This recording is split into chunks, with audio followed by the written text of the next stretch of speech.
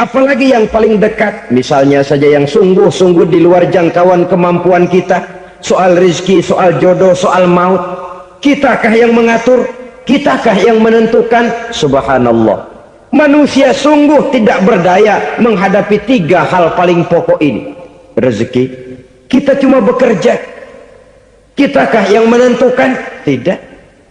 Rasulullah sallallahu alaihi wasallam ke alam ini tidak lain adalah untuk memperbaiki akhlak manusia.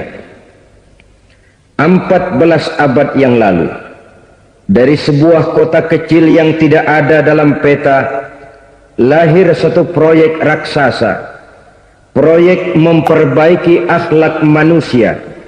Di tengah-tengah dunia pada ketika itu, Eropa masih biadab, Afrika belum dikenal orang, Asia sungguh sangat terbelakang, dan semenanjung Arabia dari berbagai aspek kehidupannya dikenal sebagai masyarakat jahiliyah. 13 tahun pertama dari perjuangan selama periode Mekah, apa yang dilakukan oleh baginda Rasul tidak lain adalah memperbaiki akhlak manusia kepada Allah Subhanahu wa ta'ala dengan menanamkan roh, jiwa dan semangat tauhid. Kita tahu bahwa masyarakat jahiliyah menyembah batu, menyembah patung, menyembah berhala yang mereka buat sesuai dengan kekayaannya masing-masing. 360 berhala di sekeliling Ka'bah merupakan bukti nyata dari sesembahan mereka. Yang kaya membuat berhala dari emas lalu disembah, yang setengah kaya bikin patung dari perak lalu disembah, yang hampir miskin bikin Tuhan dari kayu lalu disembah, yang miskin benar tepung terigu diadonin lalu dibentuk seperti wujud seseorang kemudian disembah. Dan apabila selesai nyembah perutnya terasa lapar, Tuhannya habis dipretelin. Sepanjang sejarah kemanusiaan cuma masyarakat jahiliyah saja yang sampai makan Tuhan. Sesadis-sadisnya bangsa Indonesia belum pernah sampai makan Tuhan. Maka menghadapi manusia seperti ini, yang pertama dilaksanakan oleh Rasul memperbaiki akhlak mereka kepada Allah, menanamkan la ilaha illallah, bahwa tidak ada Tuhan yang perlu disembah selain daripada Allah Subhanahu wa ta'ala. Ini hakikatnya merupakan inti daripada ajaran Rasul-Rasul terdahulu. Kenapa? Seluruh Rasul bersumber dari satu sumber yang sama, yaitu dari Allah Subhanahu wa ta'ala. Maka prinsip ajaran ketuhanan yang mereka bawa tentu saja sama. Nabi Adam mengajarkan la ilaha illallah, Nabi Nuh mengajarkan la ilaha illallah, cuma tentu sambungannya Nuh Rasulullah. Nabi Ibrahim mengajarkan la ilaha illallah, Ibrahim Rasulullah. Nabi Musa mengajarkan la ilaha illallah, Musa Rasulullah. Bahkan Nabi Isa mengajarkan la ilaha illallah, Isa Rasulullah. Dan Nabi Muhammad mengajarkan la ilaha illallah, Muhammadur Rasulullah. Akhlak manusia kepada Allah dengan menanamkan tauhid. Jadi kalau ingin berakhlak yang benar kepada Allah, jaga tauhid, pegang teguh akidah. Saudara-saudara kaum muslimin rahimakumullah, lawan daripada tauhid adalah kufur.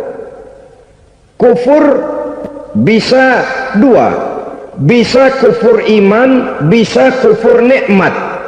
Kufur itu sifatnya, kafir itu orangnya. Ada orang kufur iman, dan ini merusak akhlak kepada Allah Subhanahu wa ta'ala. Kufur iman itu kadang-kadang bentuknya syirik, orangnya disebut musyrik. Kufur iman itu kadang-kadang bentuknya nifaq, orangnya disebut munafik. Kufur iman itu kadang-kadang bentuknya riddah, orangnya disebut murtad. Ini merupakan jenis daripada kufur-kufur iman dan tergelincirnya manusia daripada akhlak kepada Allah Subhanahu wa ta'ala. Benar, di zaman sekarang kita tidak menyembah berhala. Memang di zaman sekarang kita tidak menyembah patung. Iya, kita tidak berkeyakinan Tuhan lebih dari satu. Tapi kadang-kadang akhlak kita kepada Allah sering lentur dan luntur, sering bergoyang dan tergoncang, sering kena erosi dan polusi. Bahwa kita tidak menyembah Latta, Uzza, Manat dan Hubal seperti masyarakat jahiliyah dahulu, memang. Tapi Latta zaman sekarang, Uzza zaman sekarang, Manat dan Hubal di zaman sekarang, berhala-berhala di abad kita sekarang ini, kadang-kadang bernama harta, kadang-kadang bernama wanita, kadang-kadang bernama tahta, mungkin juga bernama Toyota. Sesuatu yang lebih kita agungkan daripada Allah, menjelmalah dia menjadi berhala-berhala di zaman kita sekarang ini. Manakala kita di kantor sudah lebih takut kepada kepala bagian kita daripada kepada Allah, maka Tuhan kita barangkali adalah kepala bagian kita. Manakala kita sudah lebih takut kepada manusia daripada kepada Allah, bergeserlah akhlak kita kepada Allah, mengagungkan manusia dan menomorduakan Allah. Maka di zaman sekarang akhlak kita kepada Allah sering kena erosi, sering kena polusi. Mungkin karena sulitnya lapangan kerja, tingginya tensi ekonomi, persaingan hidup yang makin tajam, sulitnya mencari lapangan kerja, orang kadang-kadang nekat, sedikit pertimbangan picik pandangan, mudah melakukan potong kompas, sehingga terjadilah perbuatan-perbuatan yang memelencengkan akhlak kita kepada Allah Subhanahu wa ta'ala. Kadang-kadang terjebak mempercayai selain daripada Allah, kadang-kadang terjebak di dalam mengagungkan yang selain daripada Allah lebih dari yang seharusnya. Terkenalah akhlak kita kepada Allah jaringan-jaringan erosi dan polusi. Kufur sebagai lawanan daripada tauhid merupakan sifat daripada orang yang tidak berakhlak kepada Allah. Bentuknya pertama bisa syirik. Syirik itu artinya meyakini ada Tuhan lain selain daripada Allah. Itu yang namanya syirik. Jadi percaya Tuhan ada, cuman Tuhannya kelebihan. Itu yang disebut syirik, dan itu merupakan cerminan dari akhlak yang rusak kepada Allah Subhanahu wa ta'ala. Berkeyakinan Tuhan lebih dari satu, berkeyakinan bahwa Tuhan itu beranak atau diperanakkan, atau mengagungkan sesuatu sama dengan Allah, atau menjadikan yang selain Allah sebagai tujuan akhir daripada perjalanan kehidupan ini, maka itu sudah terjebak kita dalam musyrik. Dan syirik satu dosa yang tidak berampun. Bahasa kasarnya, yang namanya syirik itu jenis bapak moyangnya dosa. Saudara-saudara, sebab itu saya pesan, kalau memang terpaksa, biasanya yang tinggal di kota-kota besar itu kalau tidak kepengen dosa kan susah. Kalau terpaksa harus bikin dosa, cari yang kecil-kecil saja, yang kira-kira taubatnya gampang. Umpamanya pulang sholat Jumat nukar sendal, umpama yaitu jelas dosa. Tapi dosa yang taubatnya agak mudah. Jangan sampai terjebak ke dalam syirik, menyekutukan Allah. Kalau sudah menyekutukan Allah, Allah dimadu, murka benar Allah kepada kita. Innallaha la yaghfiru ayyushraka bih wa yaghfiru ma duna dzalika liman yasha. Allah tidak akan memberi ampun kepada orang yang menyekutukannya dengan sesuatu, tapi Allah mau mengampunkan dosa yang selain itu bagi orang yang dikehendakinya. Jadi orang-orang yang sudah terjebak syirik, menyekutukan Allah, meyakini ada Tuhan lain selain daripada Allah, meyakini Tuhan beranak atau diperanakkan, bagaimanapun baiknya mereka di dunia, bagaimanapun sosial jiwanya, bagaimanapun pemurah tangannya memberikan santunan dan pertolongan kepada orang lain, kalau sudah syirik, seluruh nilai kebaikannya akan tidak ada gunanya lagi, karena tidak ada tempat nilai kebaikan itu bergantung. Sedangkan kita berbuat baik agar diterima oleh Allah. Kalau Allahnya marah kepada kita, siapa yang akan menerima nilai kebaikan itu sendiri? Ini bentuk yang pertama. Yang nyata-nyata menyembah berhala, syirik. Yang nyata-nyata beriktikad Tuhan lebih dari satu, syirik. Atau yang tersamar. Yang tersamar itu yang sering jadi penyakit kita. Saya sejak ada perkutut ini di rumah, perkutut. Saudara-saudara, yang merusak akhlak kepada Allah, yang merusak tauhid setelah syirik, bisa juga berbentuk nifak. Nifak itu sifatnya, orang yang punya sifat nifak disebut munafik. Asal katanya dari nafakun. Nafakun itu satu lubang yang punya dua muka, seperti goa, ada tempat masuk, ada tempat keluar. Maka munafik orang yang punya dua muka. Kalau bahasa kita, pandai bermain minyak di atas air, manis jika berhadapan, balik belakang lain bicara.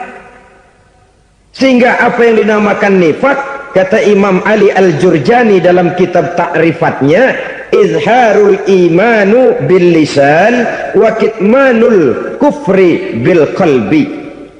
Menyatakan, menampakkan iman dengan lidahnya, tapi menyembunyikan kekafiran dalam hatinya. Dengan kata lain, lidahnya mah iman, hatinya mah kafir. Padahal hati itu yang dilihat, padahal hati itu yang dinilai. Kenapa lidahnya mengaku iman? Ya mungkin karena kepepet, mungkin karena kepentingan, mungkin karena ingin mencari kelemahan orang, lalu dia pura-pura beriman. Tapi sesungguhnya hatinya kufur. Ini merupakan penyakit munafik. Dan terus terang, menghadapi orang munafik jauh lebih berat daripada menghadapi orang kafir. Kenapa? Munafik ini kan musuh dalam selimut. Mau dibilang musuh nyata-nyata, apalagi di zaman Rasul ya, ketika periode Madinah, berat sekali menghadapi orang munafik. Mau dibilang kafir, kalau ketemu assalamualaikumnya medok juga. Mau dibilang mukmin, di belakang ngegerundel, nyari-nyari penyakit, nyari-nyari lantaran, mencari-cari gara-gara.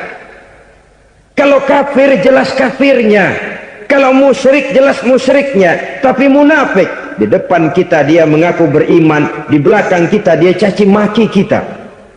Maka demikian rupa watak orang munafik Allah benci betul. Sampai dalam Quran orang munafik itu divonis innal munafikin fid darkil asfal minan nar. Orang-orang munafik di dasar jurang neraka yang paling bawah, keraknya neraka. Saudara-saudara kaum muslimin rahimakumullah, sebab munafik sangat berbahaya, membahayakan umat, membahayakan agama. Di depan kita mereka ngaku pura-pura beriman, kalau pidato luar biasa, memuji agama setinggi langit, menampakkan seolah-olah dia orang yang dekat dengan agama. Saudara-saudara, agama penting, agama mutlak. Tapi yang ngomong begitu agamanya apa, remeng-remeng. Cuma sekedar lipstick, cuma sekedar dekorasi, cuma sekedar kamuflase buat ngibuli orang lain.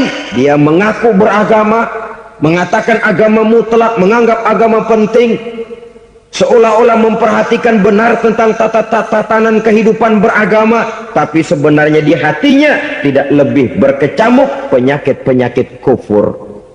Maka sifat munafik ini termasuk menodai tauhid, artinya merusak akhlak kita kepada Allah Subhanahu wa ta'ala.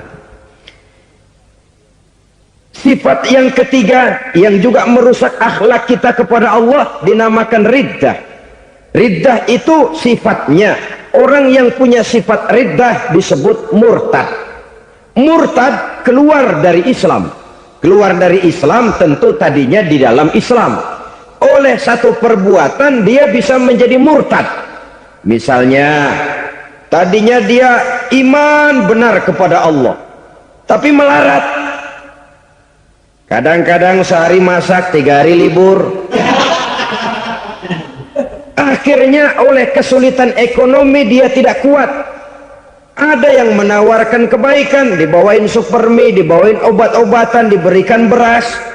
Goyah imannya. Keluar dia dari Islam, ikut agama orang yang memberikan pertolongan kepadanya, memilih kesenangan sebentar dengan mengorbankan kebahagiaan yang kekal. Maka orang semacam itu riddah sifatnya, murtad orangnya, keluar dari Islam.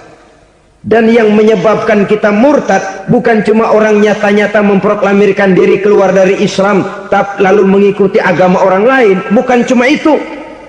Mengakui ada Rasul lagi sesudah Nabi Muhammad bisa menyebabkan kita murtad.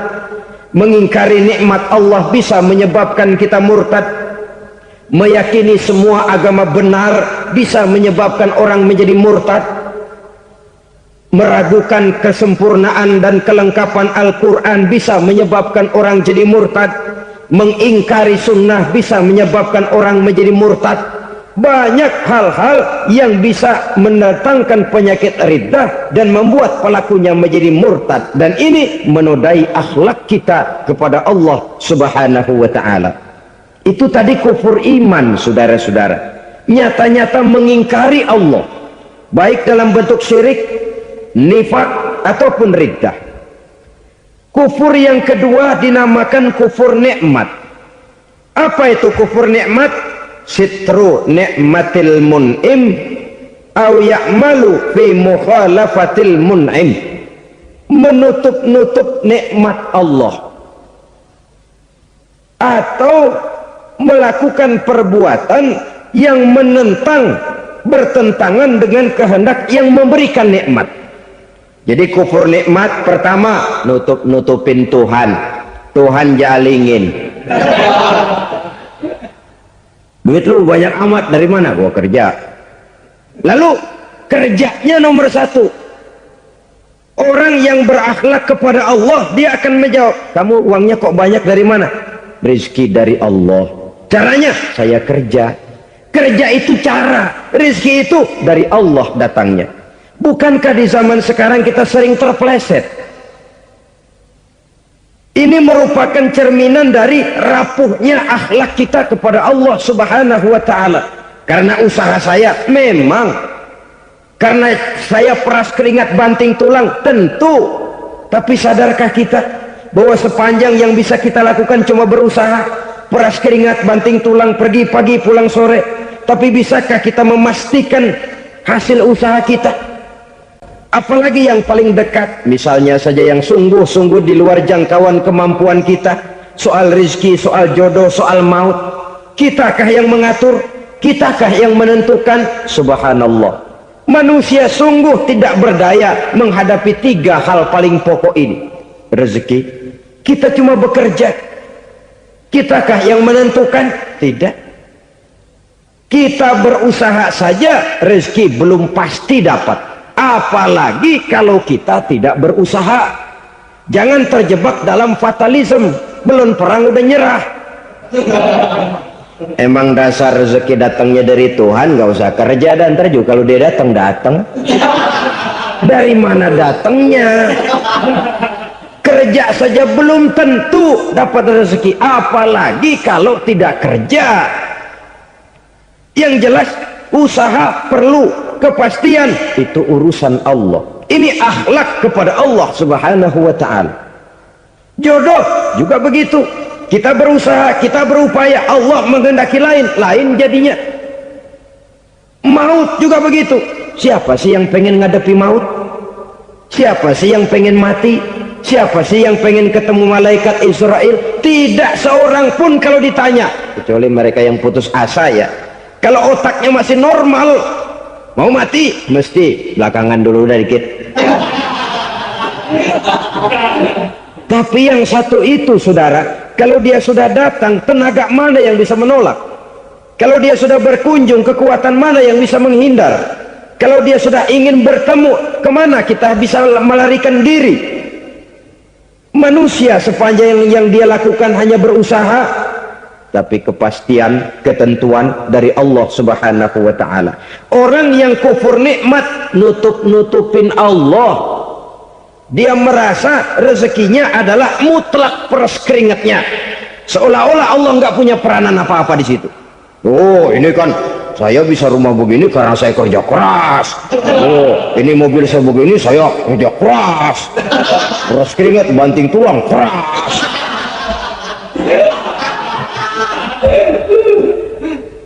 Saudara-saudara kaum muslimin rahimakumullah, jadi menutup-nutupi Allah. Akibatnya nanti kalau dia berhasil, Allah ketutupan. Kalau dia gagal, orang lain dicaci maki, dicari kambing hitam. Kambing hitam kan mahal, karena orang sering cari-cari kambing hitam. Jarang orang mau jujur kalau bertemu kesulitan lalu mencari sebab pada dirinya sendiri. Yang paling enak ya nyalain orang. Lo begitu. Orang lain yang paling enak kita salahin. Au ya'malu fi mukhalafatil mun'im, atau dia melakukan sesuatu yang tidak sesuai dengan kehendak yang memberikannya nikmat. Diberikan kita tangan, mulut sih nggak berhenti, terima kasih Tuhan, alhamdulillah saya dikasih tangan. Cuma nih tangan enteng mat nabokin orang loh. Itu sudah mukhalafatul mun'im, bertentangan dengan kehendak yang memberikan nikmat. Diberikan harta, mulutnya mah basah, terima kasih Tuhan, alhamdulillah dikasih harta, tapi pelitnya minta ampun, kikir koret medit. Ini juga termasuk kufur nikmat, mempergunakan suatu nikmat bertentangan dengan kehendak daripada yang memberikan nikmat itu sendiri. Saudara-saudara kaum muslimin rahimakumullah, oleh karenanya kufur iman memang lebih bahaya daripada kufur nikmat. Tapi jangan lupa, kufur nikmat bisa menyeret orang kepada kufur iman. Nah kalau Allah udah dialingin, Tuhan sudah dinomor duain, lama-lama kenapa dia tidak mendewakan dirinya sendiri, mendewakan pangkatnya, mendewa-dewakan otaknya, mendewa-dewakan kemampuannya? Pada awalnya dia memang cuma kufur nikmat, tapi lambat laun kalau ini tidak diobati, secara pasti orang akan mengarah kepada kufur iman. Bisa berbentuk syirik, bisa berbentuk nifak, bisa berbentuk riddah. Saudara-saudara, oleh karena itu menjaga akhlak kepada Allah mutlak penting. Sebab apa? Kita tidak berakhlak kepada manusia saja, kita dikucilkan dari pergaulan. Kalau kita tidak berakhlak kepada Allah, dikucilkan oleh Allah.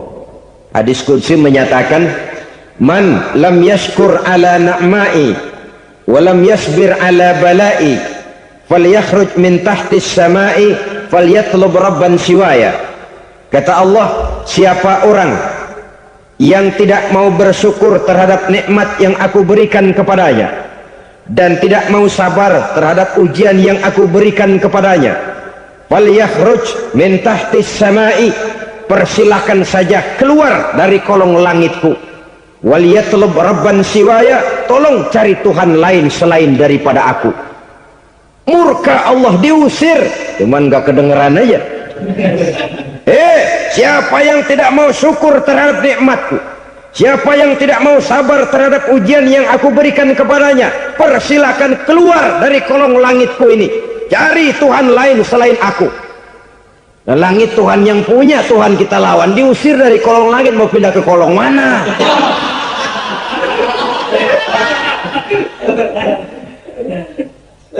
Jadi jangan merasa kufur nikmat kan enteng. Iya, kelihatannya begitu, tidak sebahaya kufur iman. Tapi kufur nikmat ini merupakan anak tangga yang kalau kita sudah mulai naik, kita akan naik terus sampai kepada tingkat di mana kita mengalami kufur iman. Kalau sudah ke sana, maka akhlak kita kepada Allah terkenalah erosi, terkena polusi, hancur akhlak kepada Allah, dan itulah sumber kesengsaraan abadi. Kalau cuma kita tidak berakhlak kepada manusia, barangkali resikonya cuma kehidupan di dunia ini. Mungkin juga ada kehidupan akhirat. Tapi kalau sudah tidak berakhlak kepada Allah, dunia akhirat kita rugi dan celaka. Maka pada kesempatan ini saya mengajak, marilah jaga baik-baik akhlak kita kepada Allah. Satu kali kita bertauhid, sampai mati kita bertauhid. Satu kali la ilaha illallah, jangan tergelincir lagi kita keluar daripada kalimat itu. Satu kali kita bertuhankan Allah, jangan bertuhan yang lain selain daripada Allah. Jangan sekutukan Allah, jangan samakan Allah dengan sesuatu, jangan mengangkat yang lain sama agungnya dengan Allah. Sebab dengan demikian kita seolah-olah sudah mengotori akhlak kita kepada Allah subhanahu wa ta'ala. Ini berat saudara-saudara, ini tidak ringan. Kadang-kadang saya katakan tadi, masalah ekonomi, kadang-kadang persaingan hidup yang makin tajam, di tengah lapangan kerja yang makin sulit, di tengah orang banyak potong kompas. Kalau berpatokan kepada nilai tauhid, la ilaha illallah, tidak ada Tuhan selain Allah, maka saya tidak akan takut kecuali hanya kepada Allah. Saya tidak akan menggantungkan hidup kecuali hanya kepada Allah. Saya tidak akan minta rezeki kecuali hanya kepada Allah. Kadang-kadang situasi yang nekat membuat kita kehilangan keseimbangan, kehilangan pertimbangan, picik pandangan. Akibatnya kita merusak akhlak kepada Allah subhanahu wa ta'ala. Ironinya kan orang sekarang kalau ditanya, lu nyolong ya? Iya. Kok berani? Emang. Lu nggak tahu Tuhan lihat? Tahu. Kok nyolong juga? Biarin. Kalau Tuhan mah lihat, jangan ribut. Enggak ribut katanya. Kalau orang lihat, 2 orang saja tahu, geger kelurahan. Ini kan sudah mendustai dirinya sendiri, sudah merusak akhlaknya kepada Allah subhanahu wa ta'ala. Tuhan enggak ribut katanya. Saudara hadirin yang saya hormati, jadi oleh karenanya akhlak kita kepada Allah merupakan basis daripada kehidupan beragama. Kalau itu sudah mulai rapuh, mulai terkena erosi dan polusi, mulai rusak, dikhawatirkan nanti nilai ibadah kita kepada Allah juga akan turut ambruk karenanya. Saudara-saudara kaum muslimin rahimakumullah, tugas yang kedua, memperbaiki akhlak manusia kepada sesama manusia. Kita tahu Islam sesuai dengan namanya adalah agama damai. Maka akhlak manusia kepada sesama manusia menempati porsi yang penting dalam kehidupan beragama. Bagaimana seorang muslim bergaul, bertata krama terhadap sesama manusia. Mari kita lihat lebih jauh persoalannya. Untuk memudahkan pembicaraan dari kacamata agama, kita kelompokkan saja manusia itu dalam 2. Pertama yang seiman, dan yang kedua yang tidak seiman. Yang tidak seiman itu kita sebut saja kufur atau kafir. Nah, kepada yang kafir pun kita diajarkan untuk berakhlak, apalagi kepada yang memang nyata-nyata seiman, sekeyakinan, seakidah. Kemanapun Islam datang, ke negara manapun ia masuk, ia tidak menaburkan kerusakan. Jadi tidak benar kalau orang pernah itu menggambarkan, saking sentimennya seorang orientalis pernah menggambarkan Nabi Muhammad di tangan kirinya Quran, di tangan kanannya pedang, menggambarkan seolah-olah Islam dikembangkan dengan kekerasan. Sebenarnya tidak sama sekali. Kalaupun dalam sejarah perkembangan Islam pernah terjadi perang, maka perang dalam Islam sesungguhnya apabila kita amati sejarahnya bukan untuk memaksakan agama, karena memang agama tidak bisa dipaksakan, tetapi justru untuk mempertahankan agama dari segala macam hambatan, rintangan, hinaan dan fitnahan. Tapi kemanapun yang jelas Islam masuk, dia tidak pernah membuat kekacauan, kerusuhan ataupun penghancuran. Candi Prambanan bahkan dipugar, gereja-gereja tidak ada yang dihancurkan oleh umat Islam. Kenapa? Islam agama damai. Soal agama, soal lakum dinukum waliyadin, la ikraha fid din, qad tabayyana ar-rusdu minal ghayy. Tidak ada paksaan dalam beragama, sebab nyata yang benar dengan yang tidak benar. Belum pernah ada orang kafir masuk ke perkampungan orang Islam lalu dikejar-kejar, diteriakin kafir, kafir, sunatin.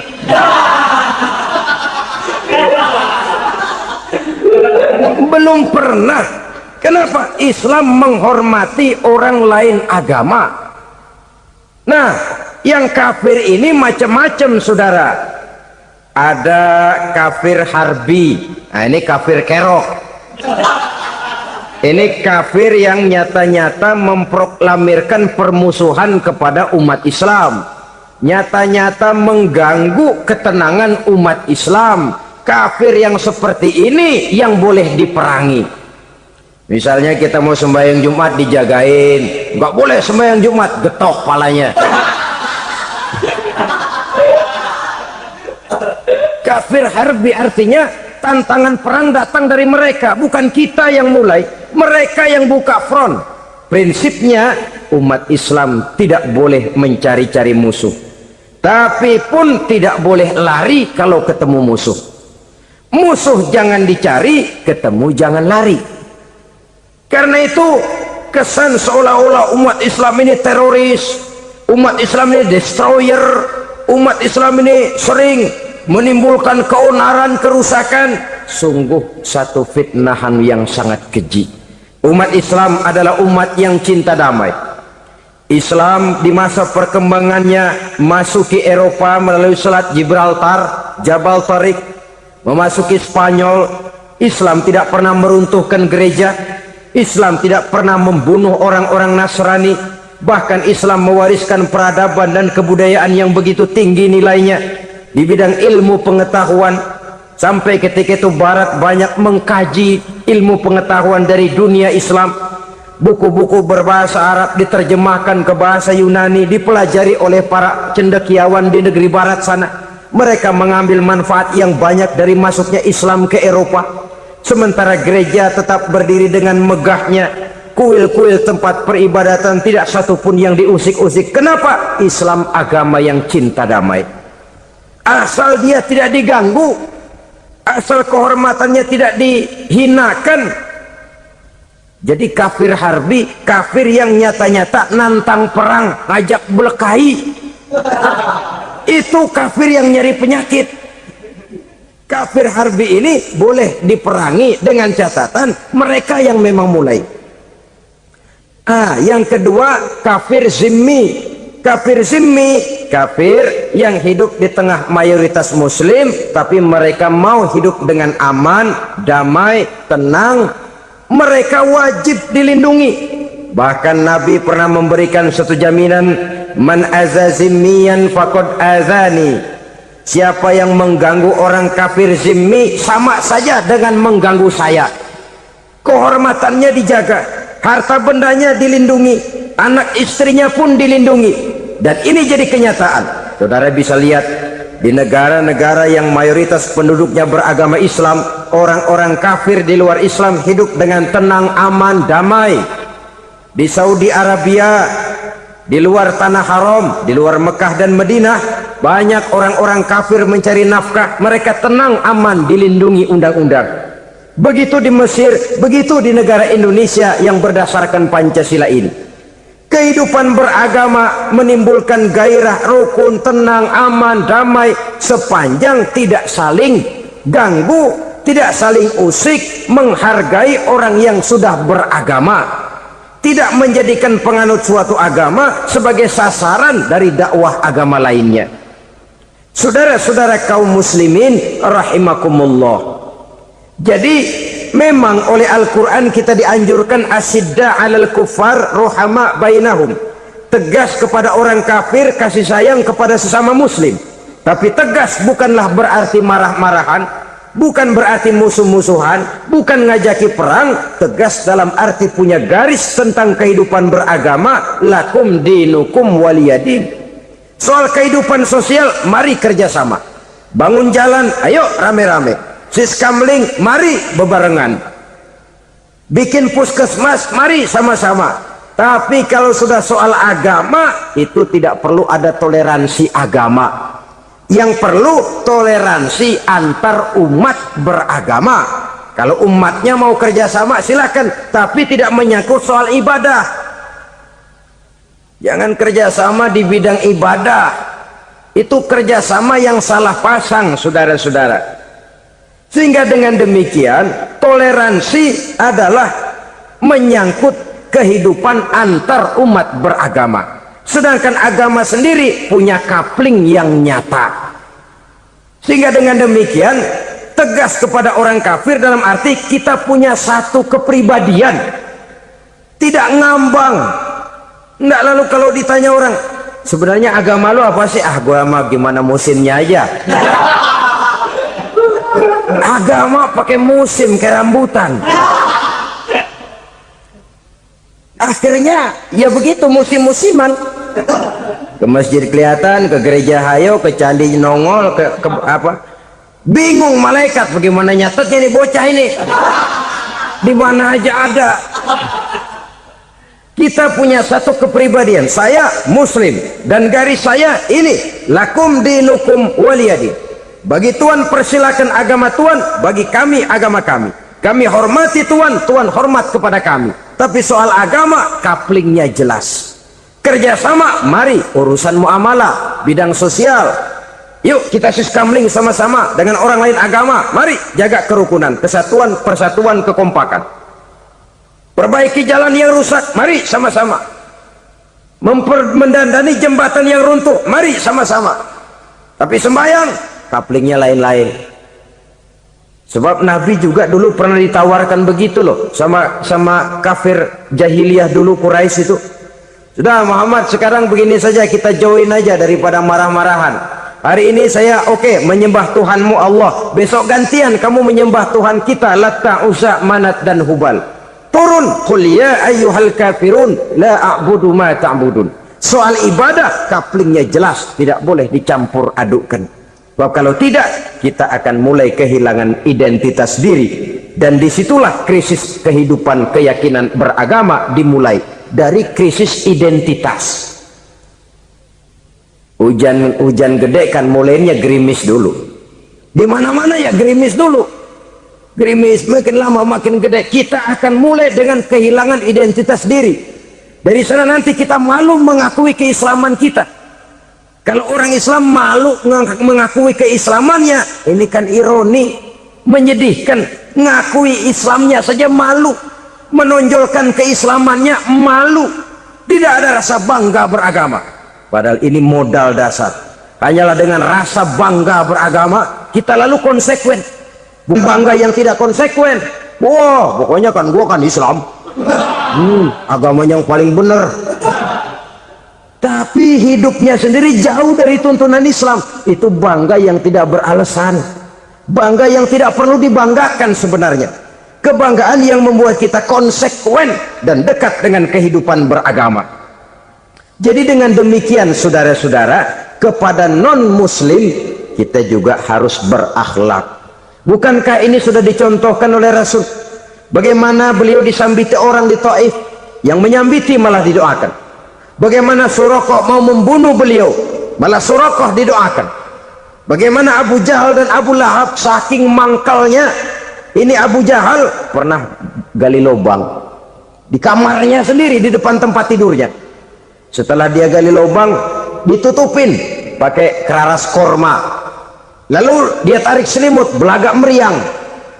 Dia pesan pesuruhnya, bilangin Muhammad encangnya meriang. Pamannya sakit, minta ditengokin. Nabi dengan segala husnuzonnya berangkat nengokin. Abu Jahal dari balik selimut ngintip. Ah, itu dia Muhammad, itu dia tuh. Dia tuh masuk Dani, masuk.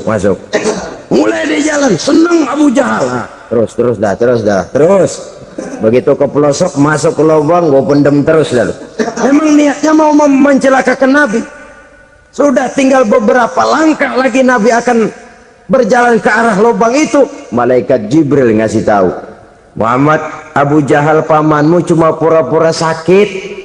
Di depan tempat tidur itu ada lubang sudah dia gali untuk menjerumuskan kamu. Sudah balik pulang.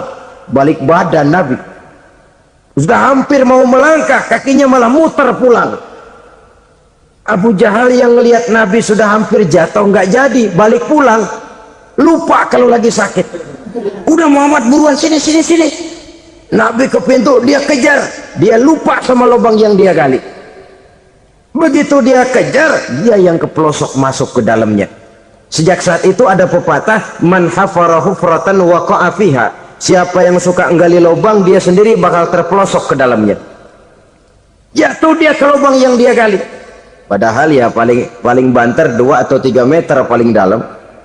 Dari dalam lubang itu dia teriak-teriak, Muhammad, tolongin, pamanmu kecebur. Kasih tahu Muhammad, kasih tahu. Datang lagi lah pesuruhnya, Muhammad, pamanmu Abu Jahal kecebur, minta tolong diangkatin. Sudah diulur tambang, habis sambung lagi, nggak bisa sampai. Masa iya cuma kamu yang bisa nolong? Apa yang dilakukan Nabi? Balik mau nolongin. Akhlak. Kita kalau ada orang gali lubang buat nyeburin kita, dia sendiri yang kecebur. Gorok gua kagalemin loh. Mati sekalian dah. Nabi mah enggak, balik nolongin tuh Abu Jahal. Kenapa paman kecebur? Iya Muhammad, tolong, tambang udah diulur-ulur, sambung nggak sampai. Aduh kasihan paman nih, pegang tangan saya. Nabi cuma ulurin tangan, nyampe dipegang oleh Abu Jahal. Diangkat ke atas, nyampe atas. Apa kata Abu Jahal?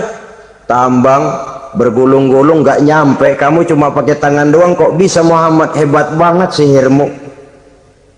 Mukjizat dia bilang sihir, udah ditolongin nyela lagi, kan yang enak kita injak palanya. Orang dulu bilang wah katanya nolongin anjing kejepit, udah selesai ditolongin malah yang nolong digigit. Saudara hadirin yang saya hormati, kepada orang-orang kafir kita harus berakhlak, menghormati mereka, tidak memaksakan satu keyakinan dalam batas-batas yang ditolerir oleh agama, yaitu pada masalah-masalah sosial dan muamalah. Itu kepada non-muslim, apalagi kepada sesama muslim.